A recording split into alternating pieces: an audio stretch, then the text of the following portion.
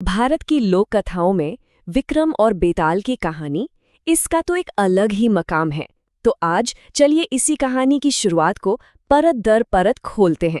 ये कहानी है एक महान राजा की, एक बड़े ही रहस्यमयी योगी की, और हाँ, एक बोलने वाली लाश की। तो सवाल ये उठता है कि आखिर इतने बड़े महान राजा विक्रम पर ऐसी क्या मुसीबत आ पड़ी कि उन्हें आधी रात को शमशान जाना पड़ा, और वो भी क्यों, एक लाश को अपनी पीठ पर लादने के लिए। इस सवाल का जवाब हमें धोखे और साजिश की एक बहुत ही गहरी कहानी की तरफ ले जाएगा। तो इस पूरी कहानी की जो जड़ें हैं ना, वो जुड़ी हैं राजा विक्रम के बड़े भाई भर्तृहरि से। हुआ यूं था कि विक्रम तो अपना राजपाट भाई को सौंपकर दुनिया घूमने निकल पड़े थे, लेकिन भर्तृहरि की जिंदगी में कुछ ऐसा हुआ जिसने उन्हें सब कुछ छोड़ देने पर मजबूर कर दिया। और सबसे हैरानी की बात जानते हैं क्या है? उनके इस वैराग्य की वजह बना सिर्फ एक फल। जी हाँ, एक ऐसा फल जिसमें अमरता का वरदान तो था, लेकिन उसी फल ने दुनिया की सबसे कड़वी हकीकत भी सामने लाकर रख दी। अब सोचने वाली बात है, भला एक फल दुनिया की सच्चाई कैसे दिखा सकता है? तो देखिए, इस फल ने कैसा चक्कर काटा। कहानी शुरू होती है एक देवता से, जिन्होंने ये अमर फल एक तपस्वी ब्राह्मण को दिया। ब्राह्मण ने सोचा इसे अपनी पत्नी को दूं, तो बड़े प्यार से उसे दे दिया। पर पत्नी ने सोचा, अरे अमर होकर भीख मांगने से क्या फायदा, और उसने ये फल ले जाकर दे दिया राजा भर्तृहरि को। अब राजा तो अपनी सबसे प्यारी रानी को अमर देखना चाहते थे, तो फल पहुंच गया रानी के पास।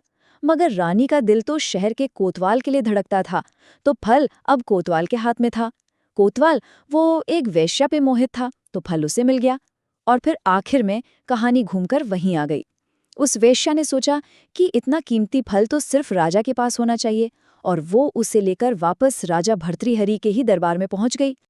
और जैसे ही भर्तृहरि ने वही फल उस वेश्या के हाथ में देखा, बस समझिए उनके पैरों तले जमीन ही खिसक गई। एक झटके में सब साफ हो गया। जिन लोगों पर वो सबसे ज्यादा भरोसा करते थे, जिन्हें वो सबसे ज्यादा प्यार करते थे, उन सब ने उन्हें धोखा दिया था। और इसी टूटे दिल के साथ उनके मुंह से निकला, ये दुनिया तो एक माया जाल है, इसमें अपना कोई नहीं। और बस उसी पल उन्होंने राजपाट सब कुछ त्यागा और एक योगी बन गए। अब भर्तृहरि तो वैरागी हो गए, तो धारा नगरी का सिंहासन हो गया खाली। और जैसे ही ये खबर राजा विक्रम तक पहुंची, उन्हें फौरन अपनी यात्रा बीच में ही छोड़कर वापस लौटना पड़ा। आखिर अपनी जिम्मेदारी तो संभालनी ही थी।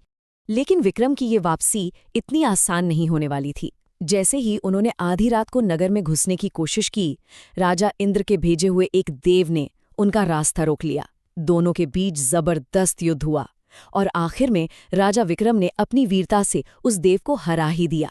हारने के बाद उस देव ने विक्रम के सामने एक बहुत बड़ा राज खोला, एक ऐसी भविष्यवाणी जो उनका पूरा भविष्य बदलने वाली थी।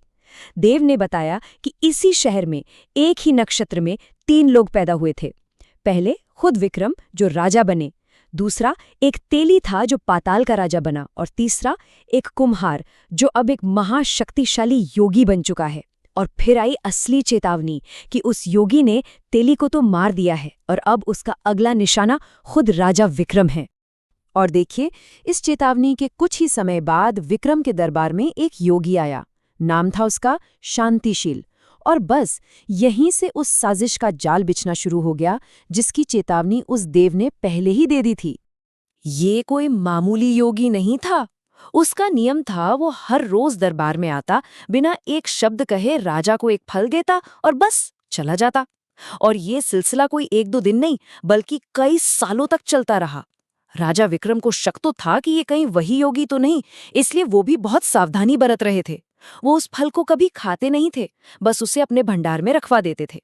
अब सोचिए, इतने सालों तक रोज एक फल, आखिर ये सिर्फ एक भेंट थी, या इसके पीछे कोई बहुत गहरा मकसद छिपा था? यही सवाल राजा विक्रम के मन में भी लगातार घूम रहा था। और फिर एक दिन अचानक वो राज खुल ही गया। योगी ने जैसे ही राजा को फल दिया, वो उनके हाथ से छिटक कर नीचे गिर गया। अब इससे पहले कि कोई कुछ समझ पाता, दरबार में ही एक बंदर था, उसने झपट्टा मारकर उसे तोड़ दिया, और फल के टूटते ही उसके अंदर से एक ऐसा बेशकीमती माणिक निकला कि उसकी चमक से पूरा दरबार जगमगा उठा। राजा ने फौरन भंडार से वो सारे फल मंगवाए जो योगी ने इतने सालों में दिए थे, और जब उन्हें तोड़ा गया तो सबकी आंखें फटी की फटी रह गईं। हर एक फल के अंदर से वैसा ही एक माणिक निकला। जौहरी ने बताया कि एक एक माणिक की कीमत इतनी है कि उससे एक पूरा राज्य खरीदा जा सकता है। मतलब सोचिए जरा, उस योगी ने अनजाने में राजा को कितना बड़ा खजाना दे दिया था। अगले दिन जब योगी दरबार में आया तो राजा ने उसे धन्यवाद दिया और ये सारे माणिक दिखाए।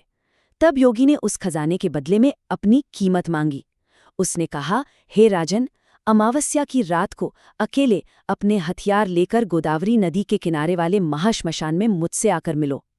अब राजा विक्रम तो उस योगी के कर्ज तले दब चुके थे, उन्हें उसकी बात माननी ही पड़ी।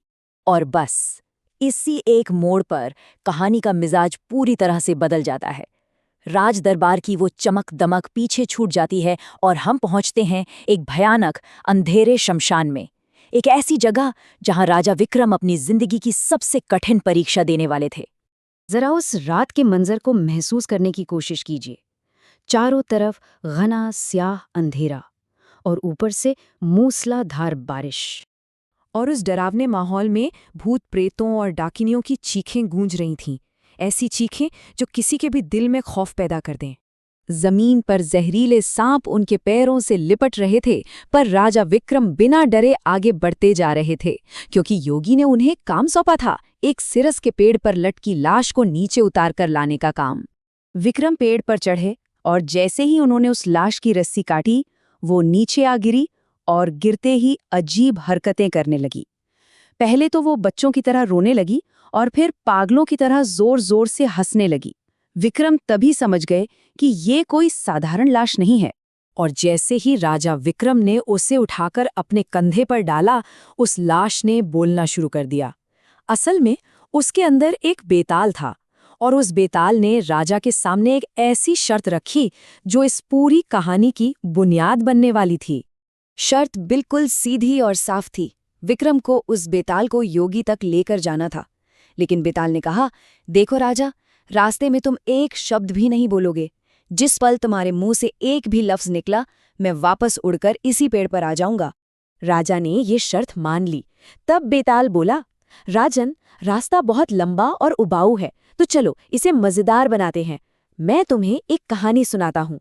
और बस यहीं से बेताल ने राजा विक्रम के सब्र और उनकी चुप्पी की परीक्षा लेने का वो मशहूर खेल शुरू कर दिया। वो ऐसी कहानियां सुनाता जिनके आखिर में एक बहुत ही उलझी हुई पहेली होती थी। और यहीं पर आकर हम भी उस बड़े सवाल पर रुकते हैं जो इस पूरी कथा का केंद्र है। एक राजा जो अपने धर्म और न्याय के लिए जाना जाता है, वो ज्ञान और नीति से जुड़ी एक पहेली सुनकर आखिर कब तक खामोश रह सकता है?